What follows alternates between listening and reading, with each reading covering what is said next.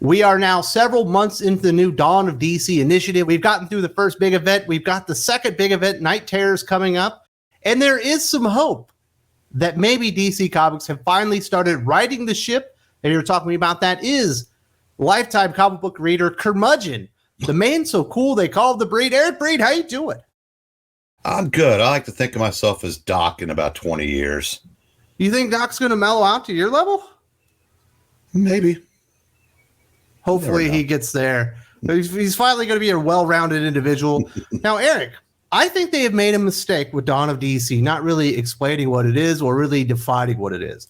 But if you were to talk about some of the titles that have come out recently, specifically a Superman, a Green Arrow, a Shazam, there should be a lot of hope. I'll throw Green Lantern in there too. There should be a lot of hope for old school DC fans that they're trying to get back to the heart of the characters and what defines them and makes them special within the DC universe and putting them back on that path. Not all the characters, but some of those real key ones. What you just mentioned, you mentioned 4 titles and you didn't say anything with Bat in it.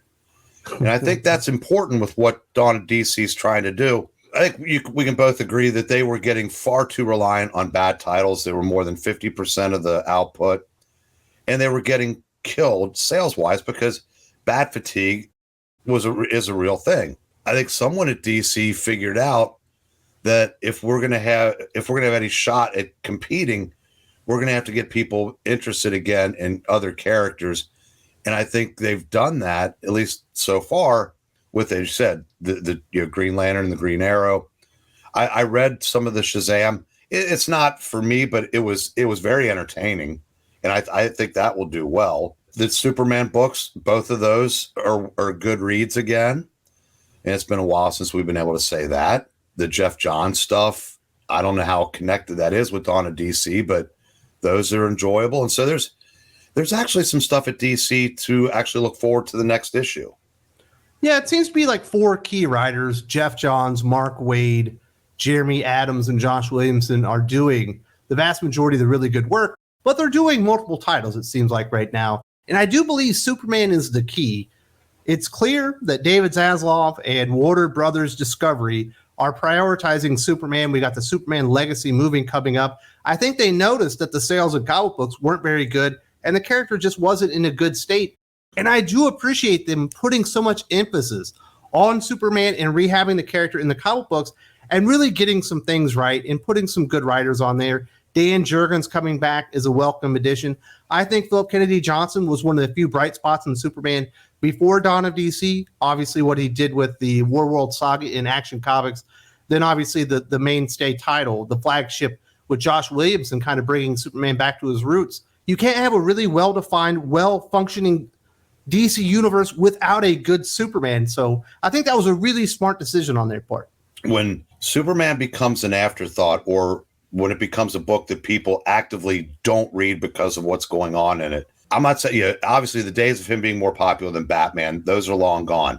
But you need the big two to both be something people want to read. Especially, I mean, it'd be like at Marvel if DC or if Spider-Man, and I don't even know who their number 2 is right now. Wolverine, probably. But at DC, it's clearly defined. And then Wonder Woman completing the Trinity. We'll see how that goes. I mean, we haven't gotten to that yet. But to Batman for a second, I read Batman 900, got a huge chuckle out of that. The Bat Shark repellent scene. And that's enough to where I'm probably going to check out the next issue, and I might even pick up Detective, because I've always been one of those, and I've said this in previous videos, I'm kind of like an in for a penny, in for a pound. I'm liking what I'm seeing in the universe, the DC universe right now, so I'm expanding what I'm getting. Hell, I even bought a Tom Taylor book last week. You got Titans #1? I did. Did you like it? Because I just reviewed it. It just came out on the channel. I have not seen your review, so I can't be influenced by this. I liked it. There was a scene where Peacemaker, who I am tired of, but that's neither here nor there, wants them to come to work for the U.S. government, but he's saying it to the 3 girls on the team. And Donna says, well, I'm not from this country. Starfire says, well, I'm not from this planet.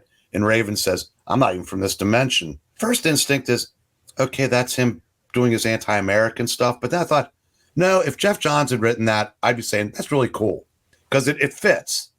So no, I think the anti-American thing was when he was talking to Nightwing. Now, I do think, like I said, I don't know how much I trust him to keep going, but for the first issue, it was, like I said, it was good. I actually liked it. And there, I couldn't imagine having said that several months ago about anything written by Tom Taylor. Well, actually, his Nightwing, if you like the character and you don't mind the character being verbally filleted basically every page, is actually pretty good. It's just there isn't much action. He never actually wins, but it's not that bad, I guess. Well, you do get a little bit of his personal. I mean, there's a little bit of self-insert there with the, I've got all this money, but I don't want it because money's bad and that. But yeah, I think if you avoid the Tom Taylor stuff and just stick with the Jeremy Adams, Mark Waid, Josh Williamson stuff, you're going to be really happy. And obviously, you're getting a little bit of Jeff Johns right now. But I think Jeremy Adams has been the real revelation at DC Comics in the last 18 months. He did so much work rehabbing Wally West, and I'm very disappointed that he's leaving the Flash book and we're having Cy Sprayer come on. I don't think it'll even feel like the same character once we get this new writer. But, I'm really happy as a Green Lantern fan that Jeremy Adams ended up on that title. And I thought the first issue was really enjoyable. It wasn't the most outlandish take on Hal Jordan. It wasn't a bunch of stuff we'd never really seen before. But if you're going to get the character back to the basics, you have to bring him back to Central City and then move him forward from there. And I think he did a really good job of that. And, it felt like Hal Jordan. That's what I liked about it. They don't have to be brand new takes or something that we've never seen before. So you said we are trying to get them back to something that fans can recognize and actually want to read and then go from there. Because DC has, if you look at Green Lantern, for instance, where he was as a character 1 or 2 years ago, what they were prioritizing with the Green Lantern sector of the universe, this is a welcome return to a character that we've liked for years and haven't really felt like we've been getting a good version of. You can maybe say that to a certain extent about the Green Arrow family, and this, I hate to use that word because it seems like all the characters have families now, but that's my biggest problem with all this stuff that's going on with DC Green, is every character feels like it's been consumed by a family of characters that almost all have the exact same power sets, and it doesn't really make the characters special anymore. There doesn't need to be a Green Arrow family, a Flash family, a Batman family, a Superman family, a Wonder Woman family. She's getting a new daughter coming up in the Tom King series, and can we just let the characters be special? Maybe one of them gets a family. Maybe Shazam does. He gets his adopted family, and that one makes sense for the character. Yeah, and strangely enough, that was a character that up until recently never really had a family. I mean, there was Mary, Uncle Dudley and Freddie, but they were, it's now there's, a ton of them too. But I think that's just the way DC is headed with that, knowing that it's if you can make the main character shine above them, because the main character should be the star. I mean, the title character should be the star of the book.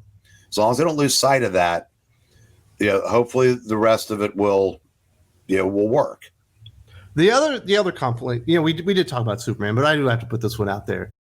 It feels like they're imitating what they've been doing in ASM, where they've been trying to make Norman Osborn a good guy for a long time in ASM. He's always helping up Spider-Man. He's making him new uniforms and stuff.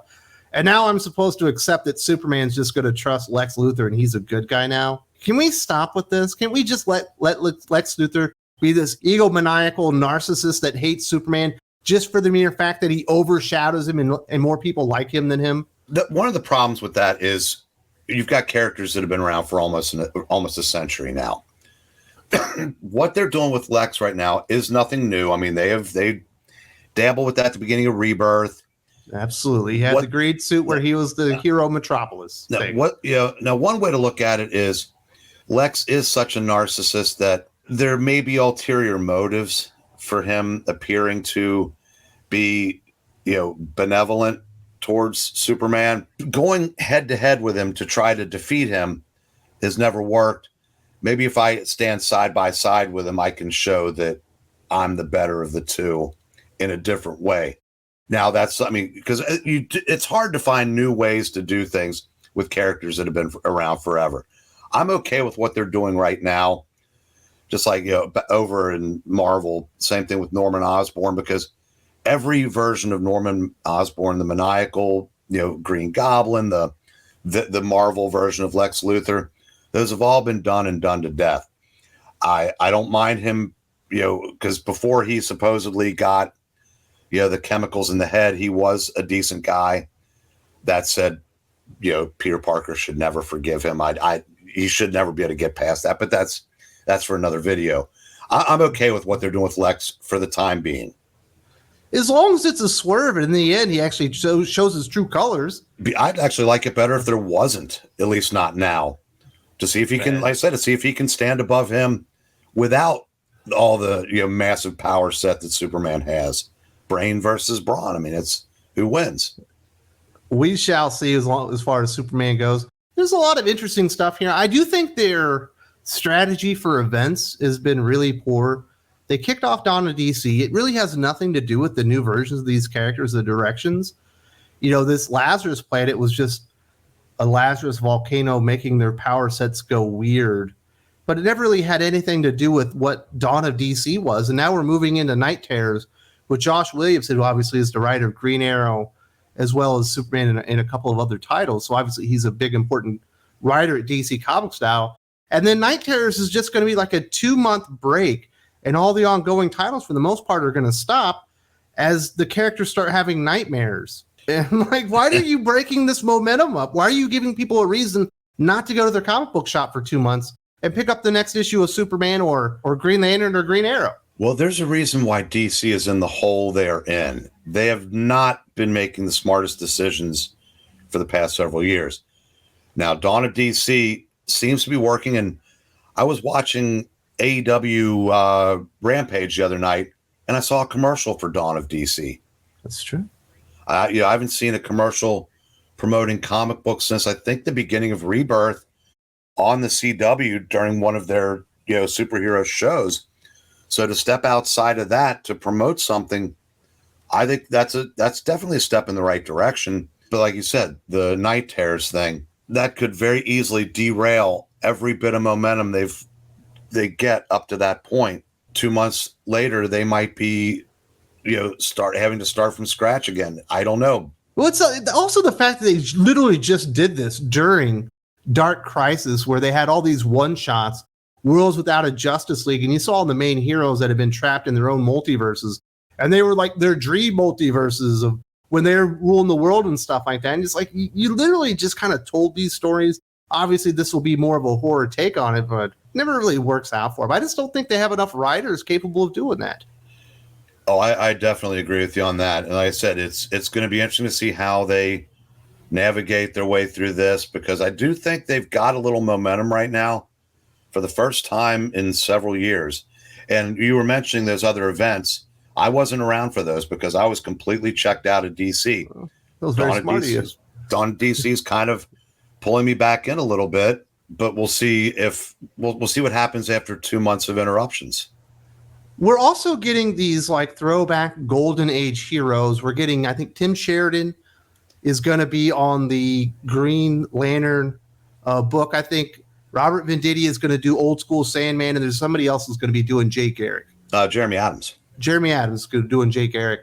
These kind of seem exciting. I'm really disappointed Riley Rossman was the artist for the Sandman book, but maybe that fits his art style better. I don't know that we need a focus on these golden age heroes, but it seems somewhat exciting. I wouldn't mind seeing them being spotlighted for a miniseries here or there. Yeah, and that's it.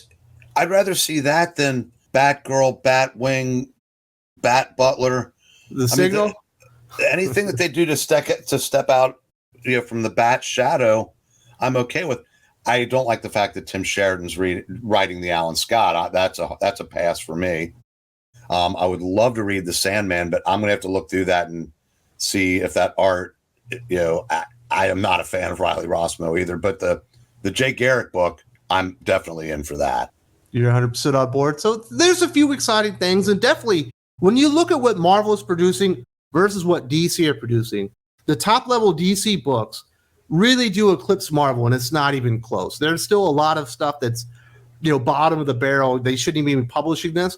But the good stuff they are publishing, led by Jeremy Adams, by Mark Waid, by Josh Williamson, as well as Jeff Johns, really is enjoyable. And at least DC Comics are delivering something right now. that's worth your time and money and gives you a reason to show up to the comic book shop and support the company. World's Finest is the best thing from the big two right now. And it's 15 issues in. Everyone's been enjoyable. And I said, and I know I think he's doing a Teen Titans series set in that time frame. The more of that, the better. Eric Breen wasn't always so happy with DC Comics or comic books in general. In fact, just a few months ago, we talked about why old school fans were walking away, why DC and Marvel weren't really giving a lot of reasons to come back. This is a really interesting discussion. I think it still holds for Marvel, but at least Breen's turning around on DC Comics and is getting some comic books he wants to read. Definitely check this one out. There's also a link in the video description.